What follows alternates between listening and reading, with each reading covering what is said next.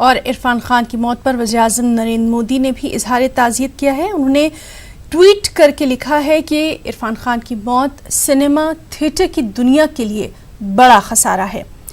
वज़ीर-ए-आज़म नरेंद्र मोदी ने यह भी लिखा है अपने ट्वीट में कि हरफन मौला शख्सियत के तौर पर इरफान खान को याद रखा जाएगा। वज़ीर-ए-आज़म ने लिखा, उनकी रूह को शांति मिले।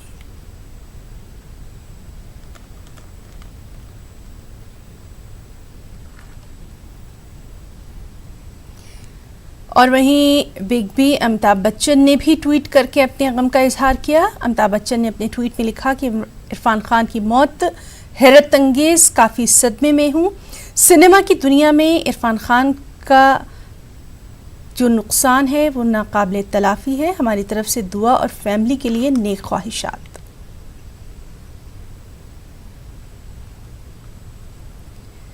और गुलूकार लता मंगेशकर ने भी ट्वीट करके अपने जो उनका गम है उसका इजहार किया। उन्होंने लिखा कि इरफान खान बहुत बासलाहियत अदाकार थे, इसकी भरपाई मुश्किल है।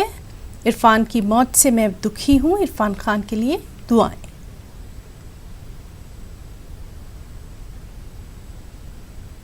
वहीं सियासत से भी कुछ ऐसे ही ट्वीट सामने आए, जैसे कि महाराष्ट्र के गवर्नर ने ट्वीट करके लिखा कि इरफान खान अपने मुख्तलिफ किरदारों में हमेशा जिंदा रहेंगे, उनकी काबिलियत का कोई सानी नहीं।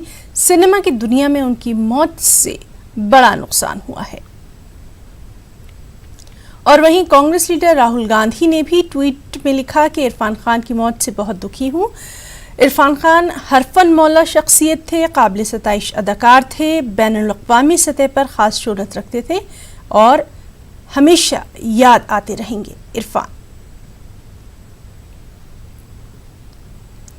वहीं मरकज़ी वज़ीर मुख्तार अब्बास नकवी ने भी ट्वीट किया। उन्होंने अपने ट्वीट में लिखा कि इरफान खान हरफन मौला अदाकार थे। आर्ट कल्चर और बॉलीवुड इंडस्ट्री के लिए ये एक बड़ा नुकसान है। मेरी तमाम तर ख्वाहिशात उनकी फैमिली और दोस्त अहबाब के साथ है, उनकी रूह को शांति मिले।